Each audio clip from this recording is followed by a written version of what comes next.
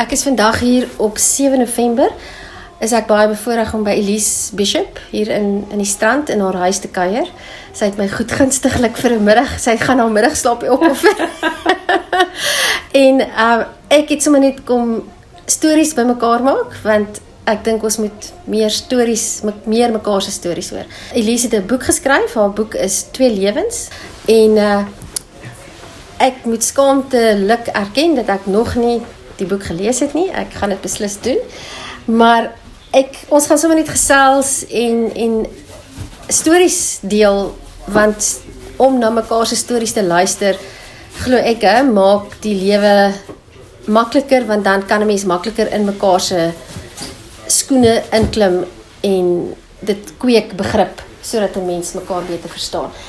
Nou wil ek begin deur vir jou te vra, Elise, dis nou nie op die vraelysie nie, ek het vir jou 'n lysie vrae gestuur, maar jy sê dit, jy het gesê, jy het 'n onderhoud gehad en dit was 'n lekker onderhoud en dit was nie so 'n lekker onderhoud nie. Wat maak 'n onderhoud vir jou lekker? Wel, as jy baie vrae vra. Ek hou van baie vrae en my hele mikpunt met die boek was om 'n hulpmiddel te wees vir ouers. Hoe om hulle kinders te onderskraag in soortgelyke omstandighede. En ek weet nie dat dit eintlik so geïnterpreteer is nie. Dat het mense vreeslik attent gemaak op wat die situasie is en van jou amper 'n nuuskierigheid gemaak. Want hoe het dit gebeur 70 jaar terug? Hoe het dit gebeur 50 jaar terug? Dinge soos hierdie was teen die wet gewees 50 jaar terug.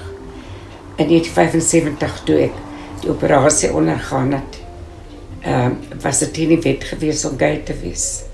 In 1982 het ek uitgekom, ek was gedwing gewees as gevolg van werksomstandighede. Wat se werk het jy gedoen? Wel, ek was in die bankwese gewees. Ek was op 'n stadium die jongste vroue bankbestuurder in die land. Dit self was by my 'n vreeslike hoogtepunt gewees, want toe was ek 'n vrou.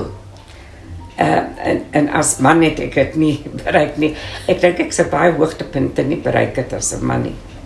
Dis interessant dat jy dit sê. Ek dink jy het jouself eintlik makliker bewys as 'n vrou. Alhoewel dit in 'n mans wêreld was. Ja. Want jy het 'n gedetermineerde uitkyk op die lewe gehad, jy het 'n gedetermineerde persoonlikheid gehad en jy wou net nie verloor nie. So in bankwese, in die krediet norme van 'n bankwese, was dit vir my die narratief gewees om vir hulle te wys ek is beter as hulle. Okay. En ek was nie altyd nie, maar hulle het groot respek daarvoor gehad. Ja.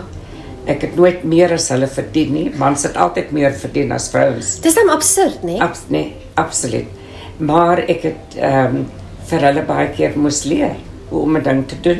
Nee, ek wil net ietsie sê, want vir die luisteraars wat nie weet nie, Elise, was jy die eerste persoon in Suid-Afrika? Nee. Wat die operasie ja. Nee.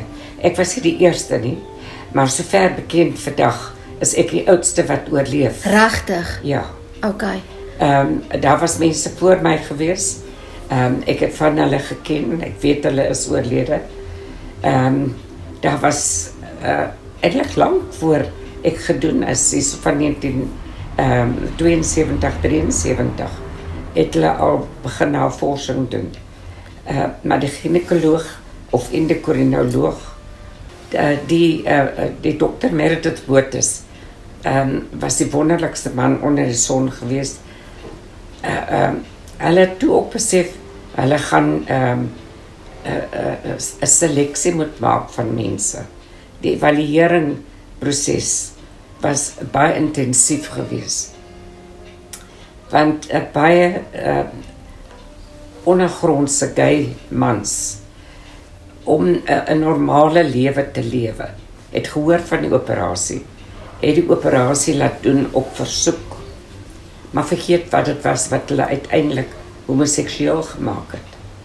So as hulle nou wou eintlik hulle self forceer in 'n heteroseksuele scenario in. Dan het dit nog steeds nie. Dat het nie gewerk.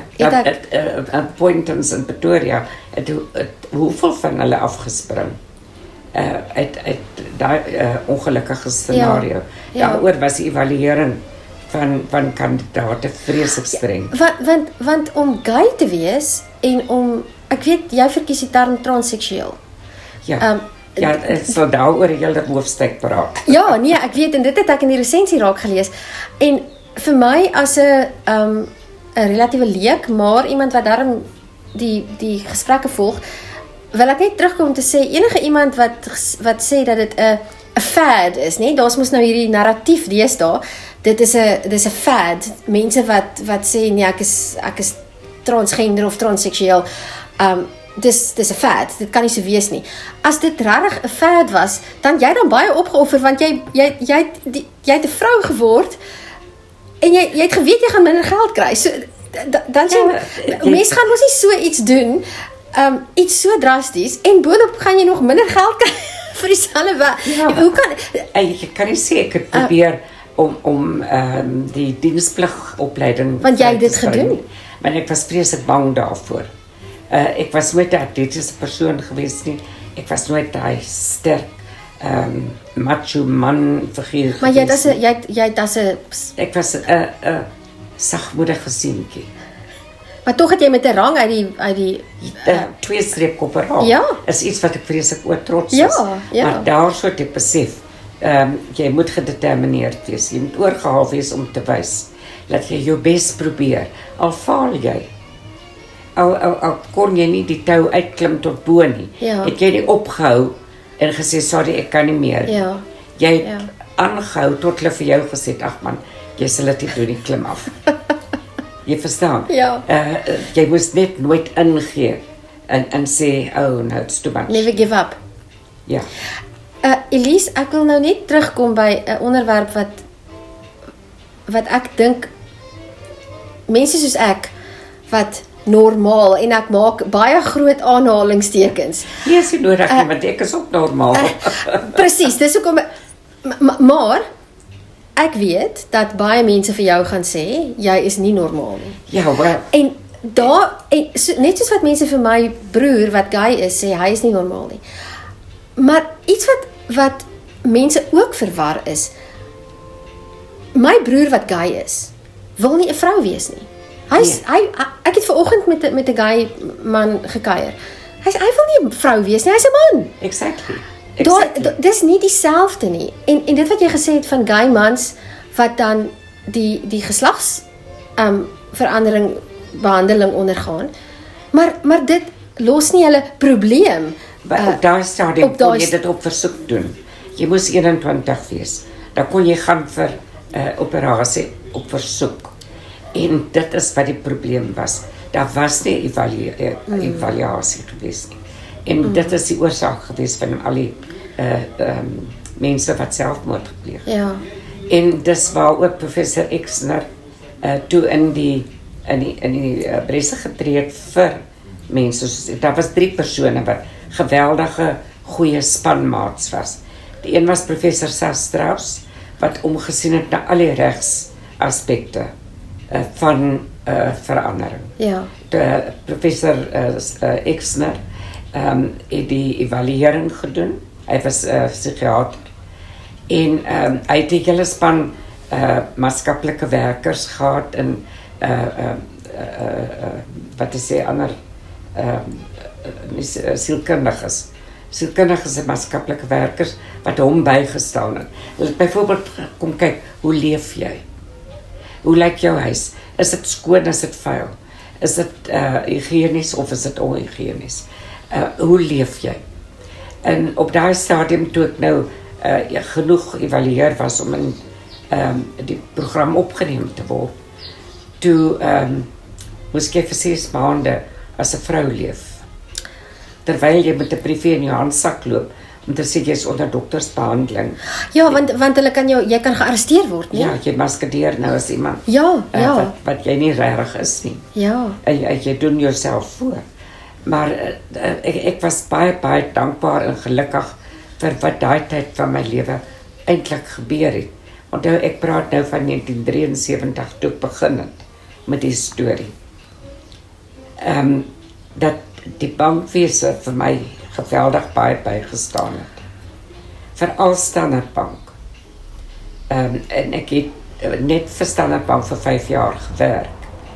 Maar hulle het vir my van die Vrydagmiddag uit een tak uit laat uitstap as 'n seun en die maandagoggend inval by 'n ander tak wat eintlik 'n administratiewe tak was, nie so baie verkeer gehad het van die man op straat nie. Ja. Om vir jou nie weg te steek nie, maar eers aan die personeel gewoon te maak. Ja, want jy het nou saam met kollegas gewerk wat jou Ondersteun het en maar nou gaan jy en jy word iemand anders wat vir iemand wat jou geken het natuurlik ook 'n transisieproses is, presies. Nou moet hulle leer eerstens om jou ander naam te noem.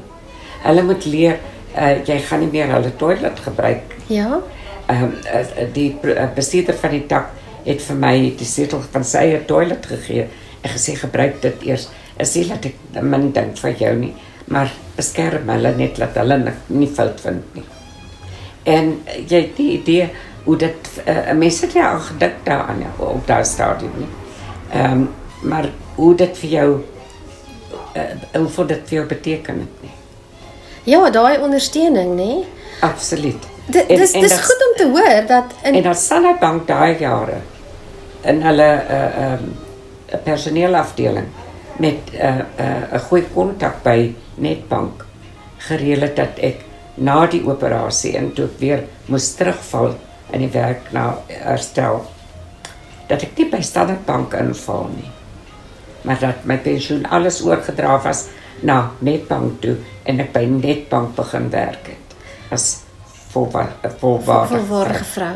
Maar as ek praat van volwaardige vrou, onthou iets wat nooit kan verander nie is jou kromosome en jy kan nooit van jou ek speel altyd met die ding se naam. Die uretra loop dwars deur om prostaatklier. Jy kan nie jou prostaatklier verwyder nie. Die operasie laat dit nie daar doen. Ja. Kanker van die prostaatklier was eintlik so op die voorgrond op maar dit is 'n werklike fisiese biologiese gesondheidsding wat jy nou moet bestuur. En dis my grootste vrees dat ek eendag in die hospitaal moet beland met so iets. Kan jy vir jou die skindertonge dink wat daar gebeur? Kan jy dit vir jou voorstel? En mense sal ergens uitglip.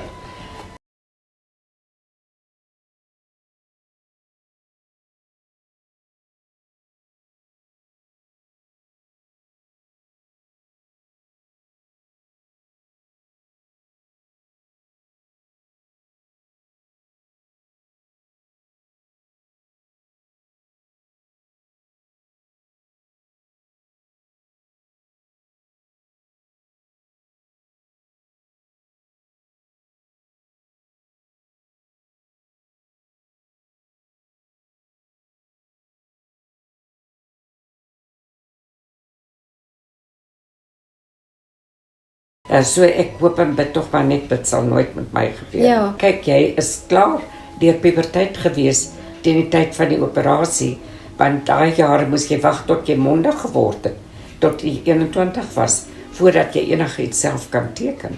En jy moes dit self teken. 'n Ouer se handtekening het nie gewerk nie. Jy moet dit self teken, want as hulle 'n fout met jou maak en jy kan nie werk agterna nie, dan het verkeerd geloop. Moet jy nie kan eis teen die dokters nie, want jy gaan vir die res van jou lewe gebreklik deur die lewe gaan. Ja. So, dit was 'n geweldige intensiewe besluitnemingsproses gewees. Uit 'n minderwaardigheidshoekie uit. Want jy baie mense, jou hele familie, gaan jy teleurstel. Want oupa het trots vir my groot gemaak en gedink ek gaan BSc doen en ek gaan in sy voetspore volg. My ma en pa was baie jonk in my lewe geskei. Ek was 5 jaar oud. En ek het 'n sussie van 2 gehad op daai stadium. En my ma het vreeslik hard gewerk om haar kinders 'n goeie opvoeding te gee. Sy regtig waar sy enkelouer het sy uit haar pad uitgegaan. Sy het haar vingers deur gewerk. As ek vir jou sê, sy het 'n hoofjob gehad as klerk van die hof, en sy het later jare 'n magistraat geword, en sy was klerk van die hof toe ons kinders was. Maar sy het gebrei, sy het tuin gemaak, sy het groente gekweek, sy het Watkins produkte verkoop, sy het Franklin Research gedoen. Sy het alles nawerk gedoen vir ekstra inkomste om te sorg dat jy byvoorbeeld 'n boeksak kan hê op jou rug. Dat jy nie in 'n tassie wat by CZ Bazaars 2.6 gekos het en wat uitmekaar val elke tweede week nie. Dat jy ten minste 'n tweedehandse fiets kon kry. Want dan hoef jy nie te loop nie. En daai jare was dit Bata skoene gewees en hulle was duur gewees. Ja, waar in die land is dit nou wat ons van praat? Ek begraf net. Dis reg, nou onthou ek, hoe kan ek dit vergeet? En die lewe was 'n leerskool gewees daai jare. Ek is baie bly. Ek was kind gewees en het groot geword in die generasie waarin ek tans is. Want al die veranderings in die wêreld, van die Model T Ford af, 1903, al die veranderings, die hele kwessie van computers en goeders, die stoomlokomotiewe wat weg is en elektriese treine het gekom. Al die goed het gebeur in my leeftyd. Ek het dit als beleef. So ek is bevoorreg, want as ek nou 'n kind moet hê, wat gaan hy vorentoe beleef? Wat gaan verander? Jy gaan miskien iemand kry wat Mars toe gaan en uitklim uit die ding uit en miskien op 'n manier sy Irene laat agterbly op Mars. Maar hy gaan nie daar kan gaan bly nie. Nee. Ek voel dat my generasie is baie meer volleerd as toekomstige Ek dink jy's reg. generasies wat Ek dink jy's reg. Ja. Hulle het nie al die veranderings meegemaak nie. Ja. En een van die veranderings was wat ek deurgemaak. Ja. Want om die ding aan te spreek wat eintlik vir my die politiek en polemiek en van die narratief van transgender beïnvloed. Ja, ek wil graag 'n bietjie daarby uitkom en daaroor gesels. Ek besef ek is nie volwaardige 100% gebore vrou nie. Maar jy weet 5 dae nadat 'n vrou bevrug is die siege van daai baba bepaal. 5 dae. So in my ma se baarmoeder was my siege al 'n vrou. Maar my liggaam is manlik gebore. En transgender sny dit op in kleiner stukkies van die koek. Of die beskuit eerder of die brood eerder. Jy weet hulle wil almal in hokkies sit. Maar vir my en hulle wil gender, 'n derde gender daar skep. En daar is in biologies gesproke taal net 'n manlike en 'n vroulike gender. Die natuur sê dit vir jou. Hoe word plante voortgeplant? Daar is van hulle wat afwykings het, net soos dat heteroseksuele mense afwykings het, soos mense wat gay word. Of gay gebore is, maar daai siege was klaar gevolg. Ja. Jy het nie beheer daaroor gehad nie. Hulle kan vir jou vat na hoeveel predikante toe, hoeveel psigiaters en sielkundiges toe. Niemand gaan vir jou sienswyse laat verander nie. Hulle mag miskien vir jou so die roede neerlê dat jy gaan 'n moviese pak met 'n eystersaag kry as jy dit doen. En dan maak jy skelm. En as jy uitgevang word, dan word jy onderste bo gehang met 'n fisiese saagmiddel deurgesaag. Ja. En dit is vir my baie verkeerd. Want as jy vat die akroniem van LGBTQ, Ja, het die T eintlik vir die afwyking transvestiet gestaan. En 'n transvestiet is iemand wat seksuele bevrediging gekry het deur die teenoorgestelde geslag se klere aan te trek. ja. En ek was nie 'n transvestiet nie. En ek is ook nie transgender nie, want transgender, ek gaan net breedvoerig wees, is vir my halfpad mense. Dis wat ek hulle noem. Okay. Ek was transseksueel geweest. Ek het 'n afwyking gehad wat van my psigies 'n vrou gemaak het. Ja. Ek kan nie redeneer soos 'n man nie. Jy het 'n vrou se brein. Ek vir my draai alles om my huis. Dit gaan alles oor besorgdheid. Dit gaan nie oor motorcar engines en sulke goeders nie. Ek ken nie eens die verskillende soorte karre uitmekaar uit. Maar vra vir my resep en ek sal vir jou sê.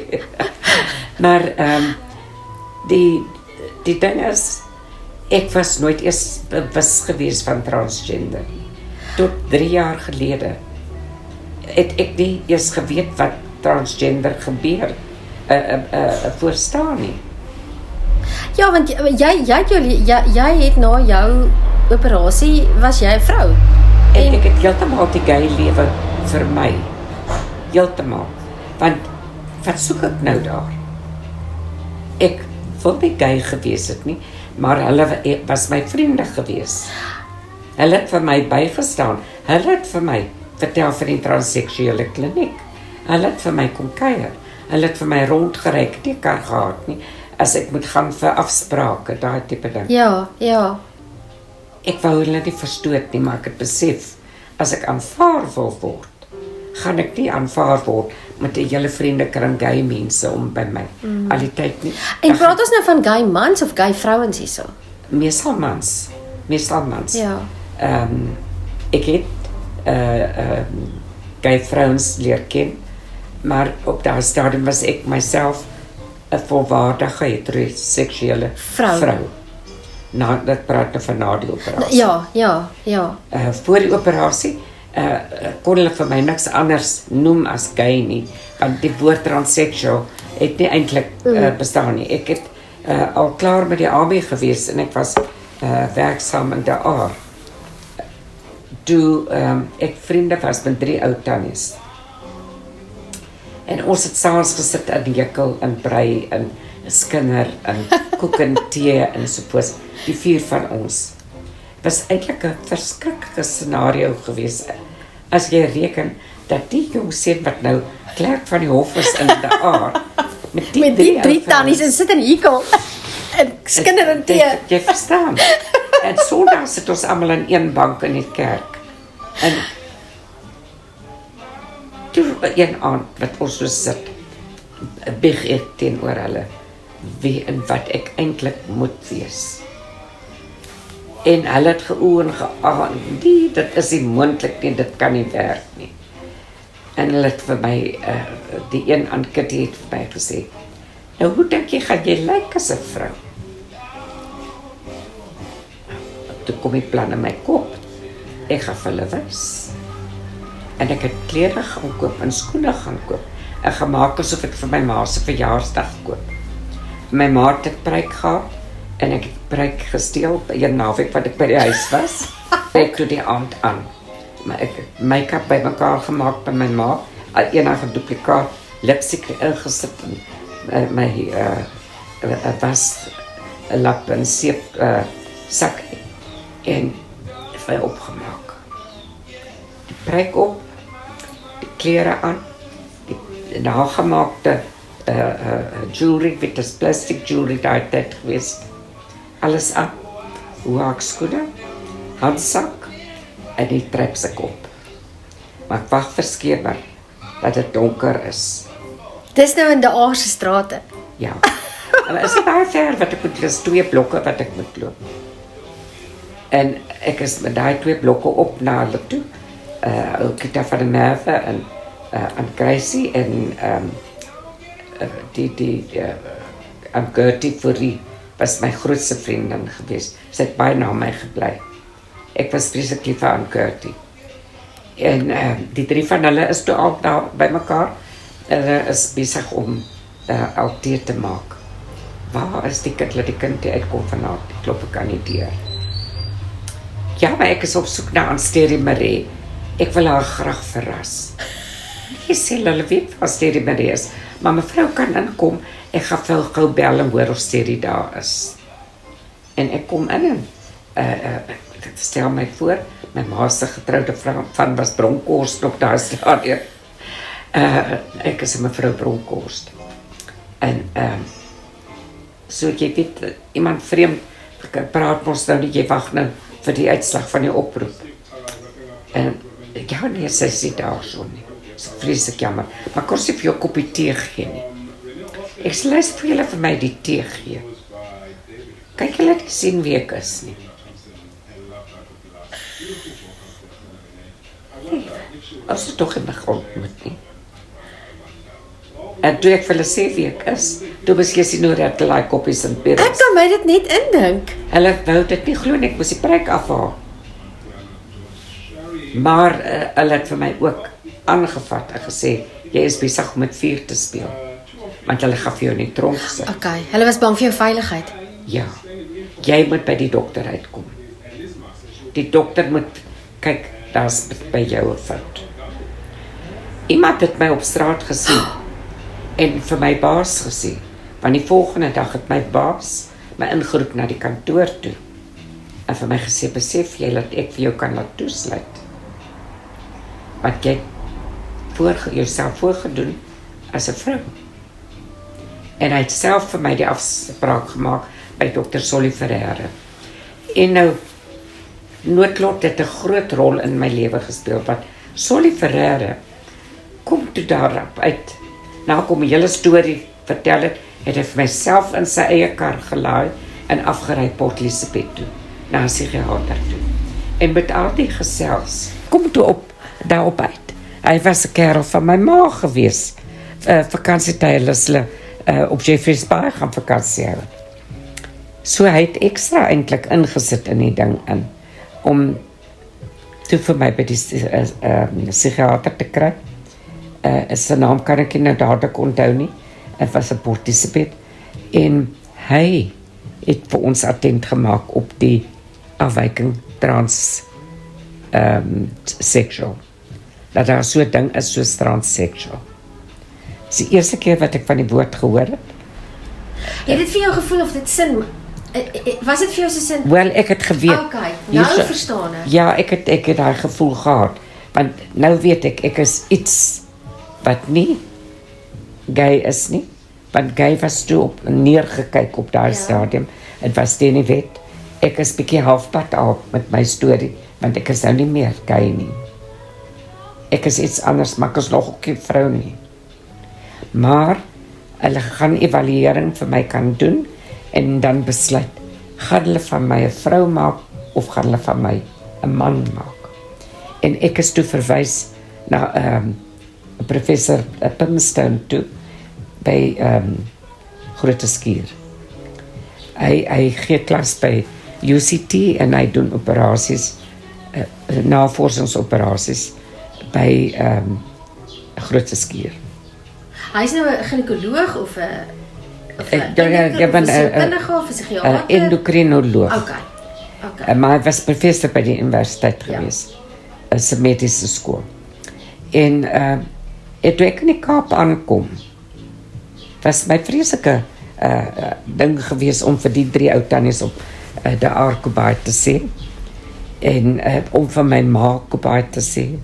My oupa wou nooit weet wat ek doen nie. En ek en my suster het meer in my ouma en oupa se huis groot geword as in ons eie ouerhuis. Want my ma was kronies op straat besig om geld te maak. Om haar kinders op skool te hou, want my pa het daai jare R10 'n maand onderhoud betaal per kind. Dat was £5, hy moet £10 moet hy betaal in 'n maand. En hy was meer in die tronk gewees as iets anders, want hy kon dit nie bekostig nie. Want hy het nie werk gehad nie. Hy was alkoholist. En ek kom in die Kaap. Ek het van die een plek na die ander behuising gekry. Die een het gereeld kry daar, maar ek kan net so lank bly. Dan moet jy Zoom toe gaan. Toe eindig ek by my oupa se suster, Agdorkas. En die was so 'n blou kappie gewees, hoe se mens, wat is daar geloof wat hulle so op en afspring in tale praat, apostool. Apostool gewees. Okay. En sy het heeldag geloop en bid en heeldag geloop en psalms sing. Ek het net gesê, ek gaan mal word, ek gaan nie so kan lewe nie. En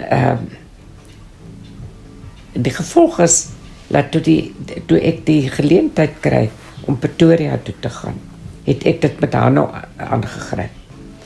En in Pretoria toe gegaan. Maar terwyl ek in die Kaap was, het ek bevriend geraak met Jode familie, wat ook aan die straat gebly het, in 'n blok woonstel van waar ek gebly het, by vriende. En die seun was besig om vir dokter te studeer, Selwyn. En ek en hy het groot vriende geword. Trouwens, ek het eintlik met die hele familie groot vriende geword. Hulle het vir my gevat soos wat ek is. Ja. Maar hy het, was my vriend gewees teenoor wie ek openlik kon praat. Hy sê, daar's fout met my. Daar's iets nie reg nie. En ek weet nie om dit reg te maak nie. En hy het vir my op 6 maande hormooninspuitings gesit van testosteroon.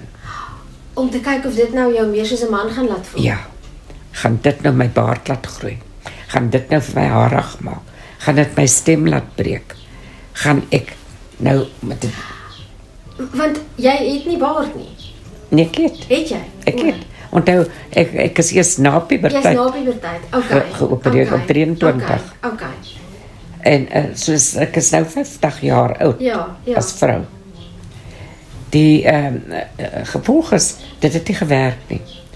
En daai 6 maande was, en hy het dit self betaal, tenminste inspuitings. Ja. Ek weet nie wat dit gekos het nie, maar 1 keer 'n maand het ek 'n inspuiting gekry. En toe besef hy net, dit werk nie. En hy het toe ondersteun. Hy en sy pa het vir my stasie toegeneem en op die trein gesit Pretoria toe. En in Pretoria het my pa toe nou al getrou met 'n ander vrou en 2 dogters gehad by hulle. En ek het by hulle afgeklim. Tot tyd en wyl ek 'n woonstelletjie kon kry. Ek het 'n bachelor's flat gekry en ek was independent. Ek het die kar gehad nie, nog werk toe loop en terug. So jou tyd is baie fyn beplan en toe kom die transseksuele kliniek. Nou moet jy weet, daai 6 maande wat jy voltyds as vrou moet leef, jy moet nou klere kry. My personeel wat saam met my gewerk het, in die tak wat, waar ek nog as man was, Johan de Tooy, ek het nog kontak met hom, hy en sy vrou Leda het gekom die Saterdag, en my hele klerekas gestroop. Alles is Johannes met 19 dis van die klerehuis toe. En almal by die werk het geweet dis my klere. Maar toe Marina byvoorbeeld, sy het smal voete gehad. Sy dra skoen vir 3 maande, dan moet sy 'n support insit. Dan nog 3 maande as die skoen te groot. So pas sy skoene aan na my toe. Alle klere van die reënboog. Op 'n stadium het ek oor die 60 paar skoene gehad. Maar nou wil ek my eie smaak ook laat geld. So kom my eie opkoop. En ek was 'n size groter as sy gewees wat klere aanbetref. Maar dan gaan ek en sy saam shopping. Dan sê ek, vir daai ding nie, jy moet 'n bietjie gaan aanpas. Sy moet gaan koop en aanpas, want jy kan nie. Ja, want ek kan nie. Ek kan nie. Want as iemand my uitvang, maak nie saak of ek op my briefie in my aansak het nie. Maar, op daai stadium, met die aankoop het ek het mos nou nog nie voltyds as vrou geleef nie. Maar ek moet nou 'n wardrobe bymekaar maak. Ja. Nou, jy het nie geld nie. Daai jare het jy gewerk vir R69 'n maand. Maar jy moet klere koop. Daar was maande gewees wat my krag afgesny was in die woonstel. Wat nou moet jy na Monitoria toe stap om te gaan in die rekening te betaal. En dan met Foschini en met Uniwinkels reël dat jy daai maand se afbetaling skep. Want jy moet krag hê by die huis, anders word die melk suur. En jy het geleef op beskuit, wat jy het beskuit gebak. Ja. Want vleis was buite die kwessie. As jy genooi was vir 'n ete, het jy dit met oop hande aanvaar. Want daar was 'n stukkie braaivleis. Die koste van die operasie?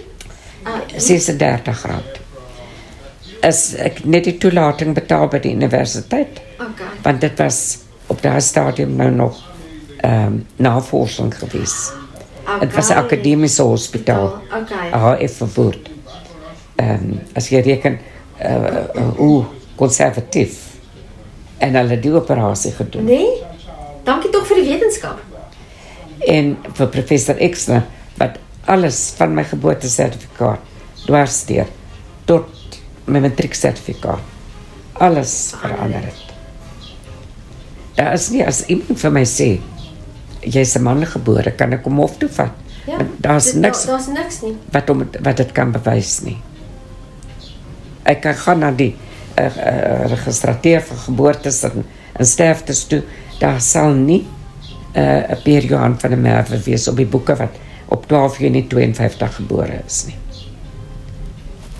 Hy is dood, hy is uitgevee. Hoe het jy nie, ek wil net gou 'n ander draadjie loop.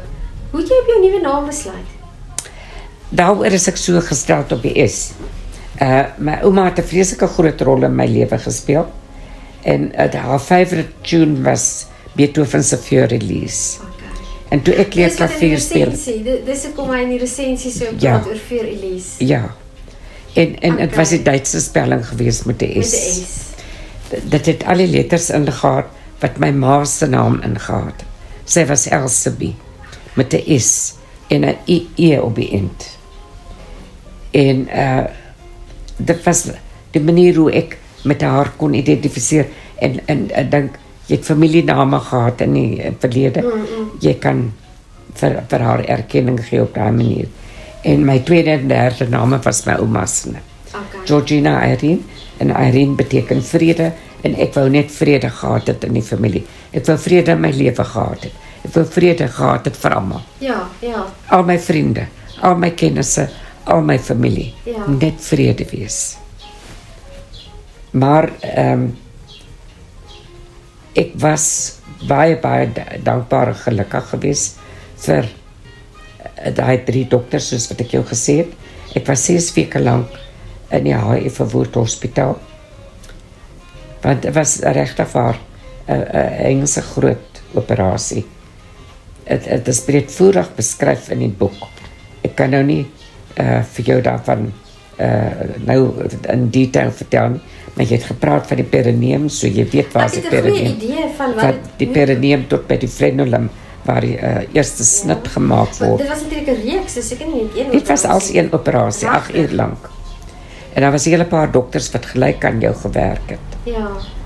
Maar jy's 2 dae voor die tyd opgeneem sodat hulle jou hele alles moet skoongemaak word. Ou rooi koos het hulle dit genoem as die langpyp wat ingesteek is tot so diep in die darmes as wat hy kon gaan. Want dan mag geen fekale materiaal uitkom nie. Ja. En jy's opgestrip vir minstens 8 dae wat jy nie gaan kan in nommer 2 doen nie. Ja. En jy was vir daai hele tyd was jy ook op 'n kateter. Natuurlik, ja. Want daar's 'n gedeelte van die uretra wat verkort was. Om op 'n hoër kol uit te kom. Kyk, die penis is verwerk. Hy is nie afgesit nie. Maar hy's gebruik dat sy vel en sy sensitiwiteit ek sit nou so is om die vagina uit te dis laat. jammer, ek het nou nie nie so 'n spierpenis gehad nie, want hulle sal dit kon gebruik om my storie reg te maak. Wel, ek het myne nou vir die argief gegee. Dit wys hoe belangrik was dit vir jou? Dit was vir my vreeslik belangrik. Dit was lewensbelangrik. Maar dan moet jy onthou, ek was konservatief grootgemaak en ek was baie gelowig op daai stadium van my lewe. Want alles het om die Here gedraai. Jou sondagskool, jou haleluja boekie, jou psalmse gesang, ek het orgel gespeel in die kerk. En ek het die 2 keer 'n dag kerk toe gegaan nie, maar as ek kerk ook slaan, moes jy reg gewees het met jou kollekte en jou tissue en jy gaan kerk toe. Tissues was al op die mark, maar skool toe het jy sakdoek gedra. En die enigste manier wat ek kon vasstel, dat ek nie die tempel van die Here gaan desecreer deur hierdie operasie te hê nie. Want jou liggaam was beskou gewees as die tempel van die Here. Ja.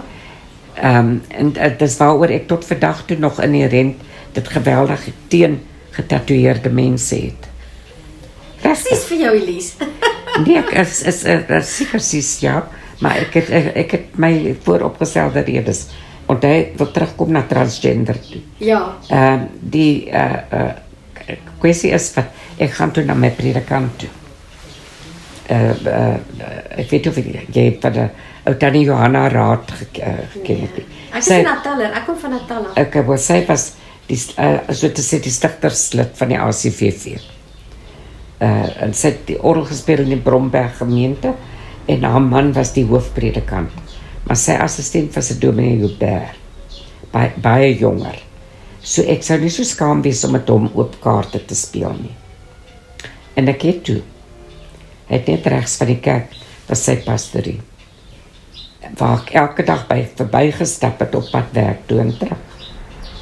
Met my hoeke en al. En ek gaan klop aan sy deur en ek sê ek wil hom sien. En hy vat my in sy studeerkamer in, die hele storie vir hom vertel en vir hom gesê, dit hinder my net verskriklik dat ek die tempel van God gaan skend. Hy het vir my gekyk en hy het seker nou maar gedink, want daar was toe nou 'n lang tussenpose gewees. En hy sê toe vir my, dink ek die Here sal vir al hierdie dokters die kennis gee om vir jou te help, as hy nie wou gehad het, jy moet gehelp word nie. En dit het vir my die deurslag gegee. Ek kry hoendervleis soos ek hier sit nou, dat dit vir my die teken was wat ek wou hê. Ja. Dat ek nie enige in die hel gaan brand nie. Oor dit nie. Miskien oor ander goed, maar nie oor dit nie. Ja. En daaroor het ek die groen lig gegee. Hulle kan voortgaan met die evalueringsproses en so meer. Hulle kan hulle datums boek, maar toe wil hulle my ma eers sien. Hulle wil weet my ma gaan my nie verwerp nie. En dit was 'n baie treurige tyd geweest. Sy het gehuil en sy was ongelukkig, sy het haarself blameer. Sy het gedink sy het fouteer met die grootmaakproses. Ja, want dit was natuurlik vertel vir mense, nie? Ek bedoel, my broer, wat nou 40 is, my ma het gevoel dis haar skuld dat hy gay is, want die een van die hipoteses was mos, dis 'n dominerende ma, wat maak dit kinders, of liefdelose ma, of 'n dominerende ma, wat maak dit kinders nou sulke afwykings. Wel, ek het met baie liefde groot geword. My ouma en oupa het 'n vreeslike groot rol in my lewe gespeel. My ma was die hooffiguur geweest. Ja. Ek het nie 'n pa-figuur gehad, anders as my oupa se, om mee te identifiseer nie. Maar ek het baie plaas toe gegaan. En my ouma se broer het die plaas gehad en 'n verskriklike konservatiewe man. As hy met jou gepraat het jy regtig vir amper met 2 in jou broek gehad. Jy was bang vir hom gewees en as hy jou hand skud, hoor jy so dat bekraak al wat 'n been is in jou vingers. En daai hand van hom sy vel is so hard. Dit is regtig was soos ongebreide leer. Maar jou ma is toe nou hartseer en sy voel skuldig. Want sy voel skuldig. En hulle moes vir haar oortuig. Dit is nie enigstens haar skuld nie. Ja. Op daai stadium het ek nie geweet van daai 5 dae storie wat die siege al gevestig is nie. Trouwens, ek dink nie hulle het dit geweet nie. Dit was toe nooit genoem gewees nie. Ja. En sy het 'n gelukkige mens daar weg. En ek het al die korrespondensie in haar handskrif om dit te bewys en dit is woord vir woord in die boek aangehaal. Die briewe wat ek van haar gekry het, die briewe wat ek van my oupa gekry het wat vir my verwerp het. Okay. Ek is besig om die hele familie op te dons. En ek het my ouma, wat my ma en my ouma en Dis jou ma se ma gewees. Jou ma se ouers. Sy was vir my die vroulike Here in my lewe. Ek het haar aanbid, meer as wat ek die Here aanbid het. Is dit een aand, was ons in die bad gewees, wat sy gekuier het by my ma, en sy huis toe gegaan het, en sy was gesteer in die badkamer nie. Laat my ma vir haar moes bel, dat ek vir haar kan good night sê. Ek was so upset, dat ouma nie vir my good night gesê het nie. En my oupa het baie vir haar blameer, maar sy is oorlede toe ek in matriek was. Okay. En dit was 'n verskriklike slag in my lewe. In die jaar daarna moes ek army toe. En toe was dit nog die 12 maande tyd wat jy gaan het. Later het dit 2 jaar geword. Afgeskop initieel met 9 maande opleiding. In elk geval, ek is toe army toe. En na my ouma se dood, 11 maande daarna is my oupa getroud met 'n tweede vrou. Met 4 kinders. Oupa en my ouerhuis is uit my lewe uit verbann gewees. Daai huis waarin ek groot geword het, wat ek lief gehad het, wat my heimat was, is my ontneem. En toe ek op die trein klim op die Aar, om Kaap toe te gaan, en hulle het toen alles geweet al. Want is nou ek uit die army uitgekom het. Dis reg, ja. Wat ek af is Kaap toe. Toe het ek nie meer 'n ouerhuis gehad om na terug te kom nie. Ek het my ma gehad, wat in 'n huurhuis gebly het. En my suster, dit was die kruks van my familie dan. Jou ma en jou suster het jou nie verwerp nie, hulle? Nooit nie. Nooit nie. Behalwe die feit dat sy so gehuil het en gedink het, sy het verteer. Gedoen, ja. Daaroor het Dr. Solly, die spoorweg dokter van die Aar, sy ma van Uitnaag, ons moes deur Uitnaag nog ry, daai jare om terug te gaan net toe op die Aar toe. Het hy sy ma saam met hom in die kar geneem, om my ma by te staan. Ja. Toe die nuus aan haar bekend gemaak is, van die psigiater se bevinding, wat vir my verwys nou na die Groot Schuur Hospitaal toe. En my ma was verskriklik hartseer gewees. Het was sowieso, dat as ek naweke huis toe gaan, dat ek nie wou huis toe gaan nie, want net om daar te wees, weet ek maak haar hartseer. Ja. Maar sy het my nooit verwerp nie. Sy het geleer om daarmee saam te leef en dit te aanvaar. My suster was so jonk, sy was nog nie sy was verby 'n stasie om geïndoktrineerd te word, maar sy het geweet sy moet my ma bystaan. Want ek is nou uit die huis uit. En sy is alleen in die huis. Ja. So my ma gaan op haar staat maak. En dis die enigste ding wat ek by haar kon tuis bring, was asseblief moenie vir mamma in die steek laat nie. Jy kan vir my in die steek laat, en vir my verwerp, maar asseblief moenie vir mamma seer maak nie. Pas haar op. Ja. En sy het vir my bygestaan, my suster, sy het vir my vergesel, toe hulle vir my instoot na die theater toe.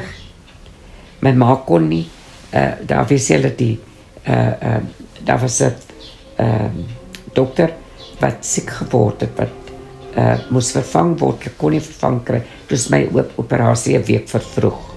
So sy kon nie daar wees nie, maar my suster was. Hoe lank was jy in die hospitaal? 6 weke. 6 weke. En ek het 6 weke gehad om te herstel by my ma. Wat baie tergende tyd was. Ek kan my net indink.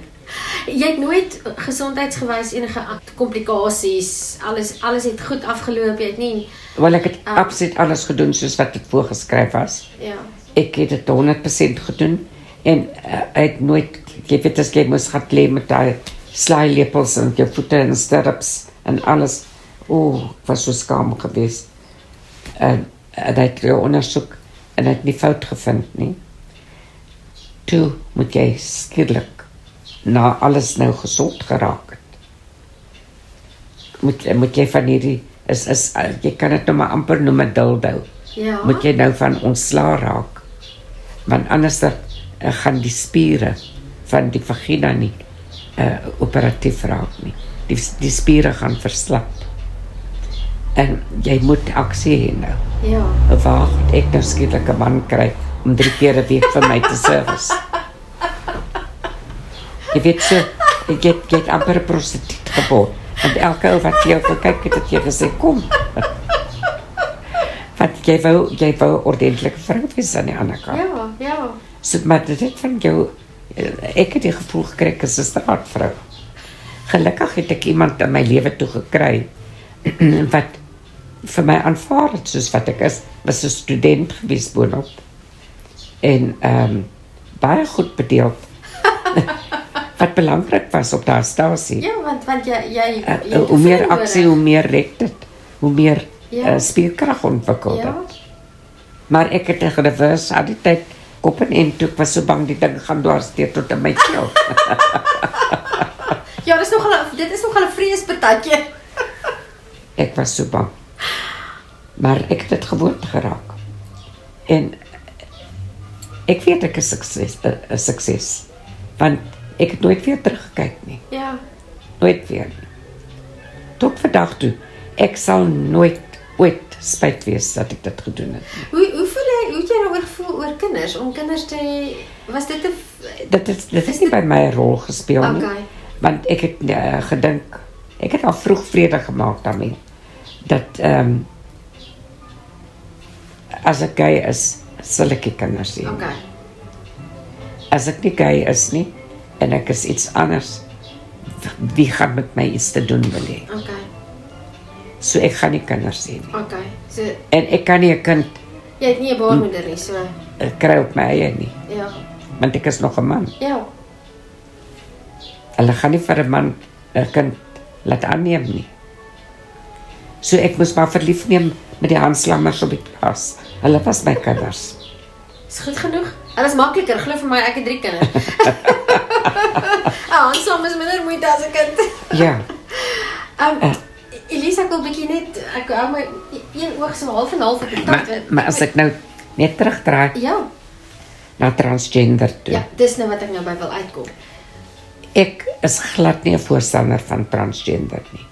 Want hulle maak mense soos ek en mense soos jou broer belaglik.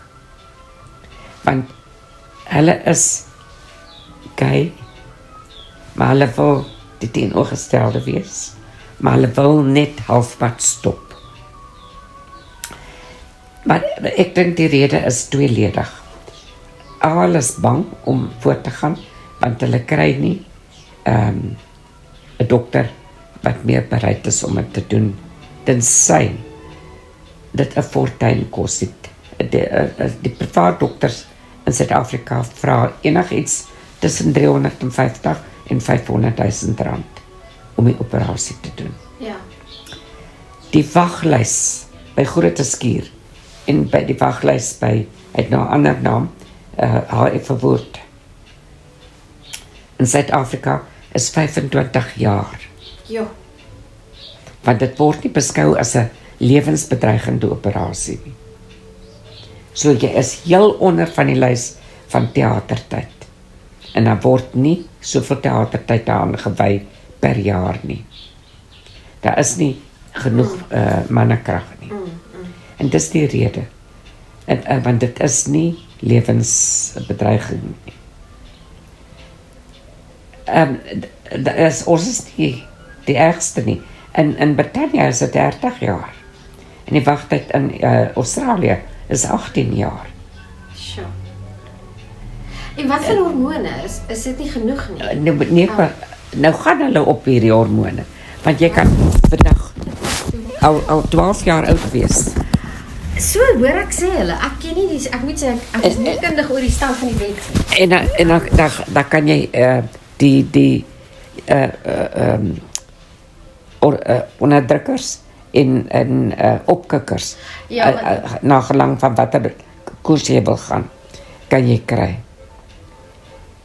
En op 16 met die ouers se blessing kan jy al gaan vir die operasie.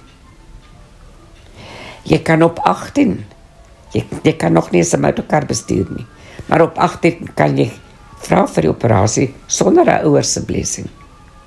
Jy is nou groot mens op 18. Ja. So, wat gebeur? Is dit die oponthoud by hospitale? Is dit 'n afwyking? Want hulle kry al daai hormone op versoek. Dan as hulle vroeg begin op daai ouderdom, dan ontwikkel die liggaam behoefte van sy eie. Kyk, 'n man het ook 'n gynecomastia net soos 'n vrou. Ja. Maar jou figuur ontwikkel ook anders. Jy kry heupe, jy kry middeltjie, jy kry borste, jou spiere, jou arms is slanker. Jy is net meer vrou. Jou gesig, jy ontwikkel nie baard nie en al daai goed. Ja. Dit is als hormoononderdrukkers wat voorgeskryf word, maar dan moet dit voor puberteit begin. Ja. En dit moet volgehou word deur puberteit.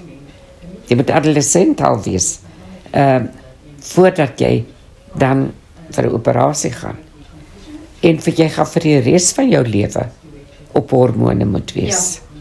Ja. Ek is so jaloers dat hulle al op daai ouderdom kon wegspring met dit en laat dit nie in my dae bekend was nie. Okay.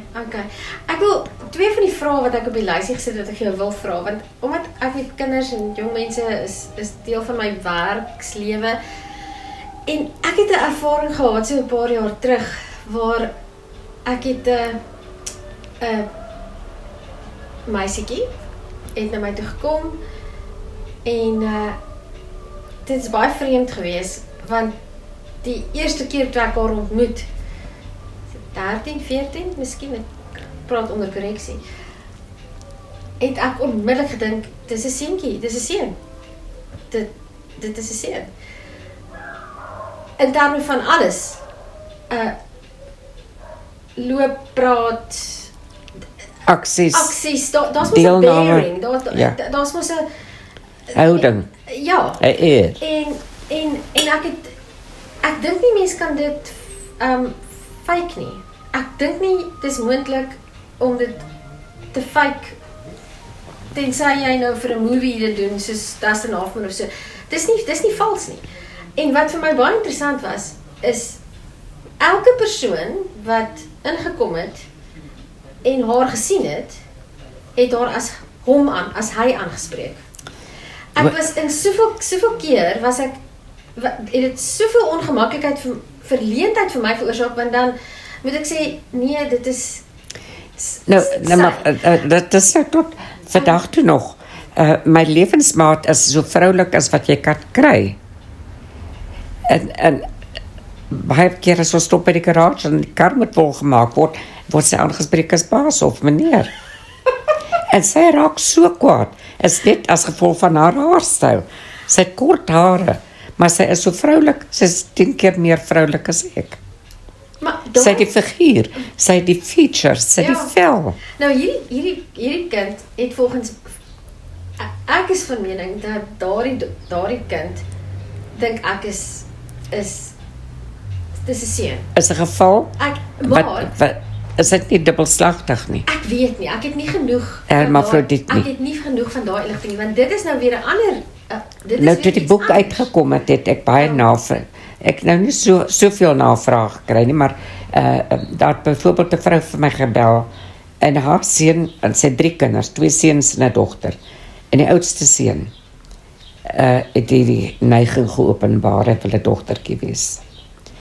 En die maatpa het die kind in SAP A ingeskryf. Nou ander name, graad 1 en 2 en ek weet nie wat anders, in pre-primêr en whatever. Maar in SAP A is hy as 'n dogtertjie skool toe, Regtig. sonder dat die prinsipaal dit weet. En hy mag nie met ander kinders gespeel het nie, maar hy moes na die meisies toilet toe gaan. Nou is dieselfde tyd wat Steve Hofmeyer so uitgevaar het teenoor 'n geval hier in die Kaap van 'n dogtertjie wat deur haar ouers se toedoen al hormoonbehandeling gekry het vanaf die ouderdom van 4 af. Jo, dis baie vroeg, nie? En maar dit was vreeslik politiek in die koerant gewees. Ek weet nie of jy dit onthou. Dis 'n groot politieke kwessie. En daaroor praat ek baie graag daaroor. Ja. Want regtig waar, dis is 'n kwessie van onkunde. Mense besef nie. Maar daaroor het ek dit ook geweldig teen die transgender, waar hulle so manlik is soos dat hulle is, met harige borskaste en arms en vol tatoeëermerke, en dan vir hulle make-up aansit en 'n rok aantrek. En so op straat verskyn. En dan sê hulle is 'n vrou. Want hulle ID kan hulle verander. En hulle gesig laat afneem en daarop sit, maar die res van hulle is so manlik as wat jy kan kry. Hulle as daar iemand is wat maskeer as die teenoorgestelde geslag, is dit 'n transgender. Maar dit is nie meer so oortreding in die reg so oë nie. Nee, dit is nie. Want Maar wat het jy vir die ma gesê wat jou bel? okay, dan wat ek vir haar gesê het. Kyk, die heel eerste ding is jy moet die kind kry by 'n sielkundige. En ek het kontak in Port Elizabeth, sy die mediese fakulteit begin by die universiteit van Mandela Universiteit. En sy doen, haar man het by Litnet gewerk en hy het die kering gedoen van al my stories wat ek van Grafenet in Afrikaans geskryf het. En die vrou is gay, hy is nie, maar hulle het die kinders van hulle eie nie, hulle 2 swart kinders aangeneem. Hy het nog nooit skoene gedra nie, hy loop kaalvoet. Snaakse mense, maar baie bekwame mense. En ek bel toe vir Elma. Ek sê asseblief, jy moet my nou help, is mense naby jou. Ek kan hulle na jou toe stuur. Maar wat moet ek doen? Die kind is volwaardig as 'n dogtertjie skool toe, maar begin nou puberteit kry. Sy is al 12 nou. 6 jaar skool toe gegaan, 6 jaar as dogtertjie gelewe. Ek sê, die ouers besef nie wat 'n kans het hulle gevat nie. Wat het gebeur as daai kind geval het en sy kop gestamp het, en hulle moes die kind uittrek en uitvind as 'n seentjie. Ja. Kan jy vir voorstel wat se politiek en polemiek dit sou veroorsaak het? Ja. En wat se kwaad dit aan daai kind sou berokken het. In elk geval, ek kry toe verwysing daar, en die vrou het die kind na 'n sielkundige toe, en dadelik op hormoonbehandeling gesit. Maar met die ouers se medewete, onthou die ouers moet weet daarvan. Ja. Tussen die ouderdom van 12 en 16 moet die ouer daarvan weet, dat mag nie gedoen word, tensy die ouer nie daarvan weet nie. Enige dokter wat dit toelaat, oortree die wet. Die hartseer wat daarmee gepaard gaan, want wat nou nog vir daai kind voorlê, is die feit dat sy ouers nie kan bekostig om vir hom te opereer nie. En hy gaan moet uitkom aan die skool en aan sy prinsipaal. En die prinsipaal gaan die ander ouers moet sê wie hulle kinders mee skool gaan. Daar is nie gender neutrale toiletgeriewe nie. So, Wat vir my baie absurde ding is, absoluut. in Europa, ek praat van in 1990 al, in Europa is dit baie algemeen, daar's 'n blok toilette met cubicles, daar's nie 'n krib nie, en mans en vrouens, Loop in en uit. want in jou privaat cubicle, is jy in jou privaat cubicle. Exactly, jou deur is toe. Jou niemand- deur is toe, en daar is nie 'n krib waar mans, waarom Behalve is dit 'n probleem? toe Hoekom ek- is genderneutrale badkamers vir mense so 'n probleem? Ek verstaan dit glad nie. Ek ook nie. Uit 'n praktiese oogpunt is dit 'n baie maklike situasie. Absolutely. Absolutely. Maar, kan jy vir jou voorstel as daar nou swemlesse was? Hoe daai kan, Ja, nee, Hoe daai kan- jy het nou elbow, nou moet jy gaan aan en uittrek. met 'n leeuwtaart moet jy gaan ballet doen? En met 'n knop op 'n verkeerde plek. Behalwe as 'n ou klein knoppie is en jy kan Maak nie saak nie, is 'n knop. Al is dit net 'n moesie, is 'n knop wat jy daar moet wees. Jy weet dat kon daai kind geweldig geknou het. Ja. Daar is iemand anders wat my gekontak het, wat 49 jaar oud was, getroud is en 2 kinders het, wil nou 'n vrou word. Hoe die damn nou. Maar hy is al 'n jaar by 'n sielkundige, maar dinge sloer. En wat van gremering en velsorgprodukte, het jy 'n gunsteling produk, het jy wat van seker tipe goed? Ek was mal oor Estee Lauder en oor kliniek, totdat ek opgehou het met werk en pensionaris geword het, nou kon ek dit nie meer is dit bekostig fyn, nie. nee? Ja. Wat gebruik jy deesdae? Ek gebruik nog daarvan, O, okay. maar net vir 'n onderlaag. Dit maak nie saak wat 'n soort lipstick en eyeshadow ek gebruik. Ja. Maar vir 'n onderlaag. En ek gebruik kliniek vir die ooghare, want dit laat nie, ek dra kontaklense. Okay. Dit laat nie my oë brand nie. Okay. Maar weet jy wat? Ek het nou 'n ding ontdek. Ja? Daar is nie 'n beter moisturizer as kasterolie nie. Ek hoor vir jou. Ek gebruik dit oor my hele lyf. Ja, En dit kos omtrent niks. Dit kos omtrent niks. Ja. Jy moet net sorg dit kom nie naby jou mond nie. Ja. Ek wil vir jou 'n laaste vraag vra, Elise. As jy nou voor 'n skoolsaal van hoërskoolkinders kan gaan staan en oor hierdie ding praat, wat sal jy vir hulle sê? En hoekom ek dit vra is omdat dit so 'n politieke hot topic geword het. Maar ek sal enige tyd voor die hele skool sit Maar gesels. ek wil hoor- Maar dan sal ek 'n conversation hou. Ja, Ek wil nie 'n lesing gee nie. yes. Maar as jy nou 10 minute het om voor 'n skoolsaal te praat, wat gaan jy vir kinders sê oor transgender, LGBTQ, gay, wat Ek gaan gaan vir hulle sê? ek sal hamer op die verskil. Want dit is 'n baie haarfyn verskil Ja. tussen transgender en transseksueel. Yes. En transgender sê mens het vir my onder die GAT geskop oor dat ek insist ek is transseksueel. Okay. En hulle wil vir my transgender noem. Ek sê I will not ever concede the point. I am not transgender. Transgender is halfpad mense. Gay mense sien neer op transgender. Want hulle voel word van hulle neerhalend in die samelewing se oë gemaak. Ja. Ek voel dat. Ek voel dat hulle benadeel my, hoe mense my interpreteer. Ja. Want hulle is op die voorblad van al wat 'n ding is, omdat dit so snaaks is.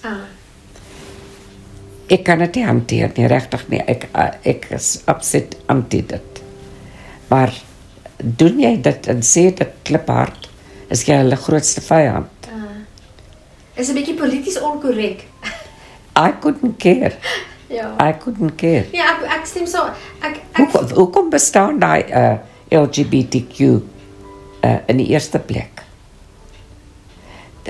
Dit bestaan omdat daar 'n gegewe aanvaarding is dat om heteroseksueel te wees die enigste regte afwyking is. Ek hou daarvan, die enigste regte afwyking is. Al die res is verkeerd. Ja. Van LGBTQ plus die volgende 61. Want daar's 61. afwykings. Ja. So, ek is nie heteroseksueel gebore nie. Ek sal sê ek was heteroseksueel gebore gewees, but I wasn't ever until I could speak and think. En op 3-jarige ouderdom wil ek net breed gespeel het. My pop is saam met my skool toe, en sip aan, die kinders het my dit nooit laat vergeet nie, met die Dairy My chocolate box vol lappies wat ouma vir my gegee het, en tot ek die garing en naald, en ek vir Betty Boop klere gemaak. Ja, Betty Boop het 'n groot rol in my lewe gespeel. Was dit 'n pop? Ja. 'n lappop? Ek begin met 'n lappop, maar sy was nie Betty Boop gewees, sy was die lappop gewees. Okay. Betty Boop was 'n plastic pop gewees. As jy nou 'n samelewing kon ontwerp, hoe sou jy issues rondom seksualiteit wou sien?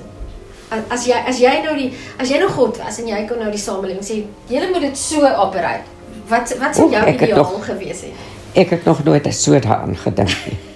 Ek het nog nooit nie. Ek sou net altyd wou hê daar moet vrede wees. Ek sou sê dat elke ou doen wat hy wil. Ja. Maar moet nie mense seermaak of kwaad maak of benadeel nie. Ja. En elke ou doen dan wat hom gelukkig maak. As ek nou sommer net off the cuff sommer dink. Nou, ek het nou nie dit uitgeredeneer met myself nie. Dit is nou sommer net 'n antwoord. Ja. Dit maak vir my sin. My live and let live. Yes, En that's it. my grootste, die enigste kriteria wat ek sou sê is, as dit oor seksualiteit en seksuele praktyke kom, waar dit ander mense, waar my seksuele gedrag ander mense beïnvloed, moet daar consent wees. Jy mag nie iets aan iemand anders of met iemand anders doen wat daai persoon nie gedoen wil hê nie. Exactly, dit is wat ek sê. En dit behoort 'n baie maklike reël te wees. Want dit beteken, as daar 2 mans is wat mekaar wil lief hê op 'n sekere manier, en hulle wil dit so doen, en hulle doen dit het niks met my uit te werk. Nee, net so.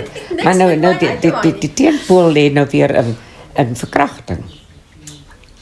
En dit is onaanvaarbaar. Maak nie saak watter kant toe, man, vrou, wat. Exactly. Want that's abuse. Want daar's nie meer lewing nie. Want dis dwang. En enigiets wat jy iemand dwing om iets te doen, behoort so ver as wat ek voel. Jy weet, as ek nou net daaraan dink, daar gaan 'n verskil wees in mense. Daar gaan mense wees wat goed bedeeld is byvoorbeeld, en ander minder goed bedeeld, wat verspotting gaan in die lewe bring. Mense wat, en daar is niks wat vir 'n mens meer seer maak as om gespot te word nie. Dank die Here dat dit nie met my gebeur dat ek gespot was nie. Op skool ja. Op skool, maar dit was boelie geweest. Ja. Wat kinders met jou gespot het. Want jy het groot borste gehad. Jy weet dit, jy het met 'n popskool toe gekom. Jy het na Engelse skool toe gekom, uit Afrikaanse huis uit, want jy moet tweetalig wees. En jy het geweet om te sê, must please may I leave the room nie. En jou broek nat gemaak. Hi. Jy weet, kinders, there's none as cruel as a child. O ja, dit is so. En so kom 'n heerlike gesprek met Elise Bishop aan die strand tot 'n einde, soos alle goeie dinge. Ek hoop julle geniet dit.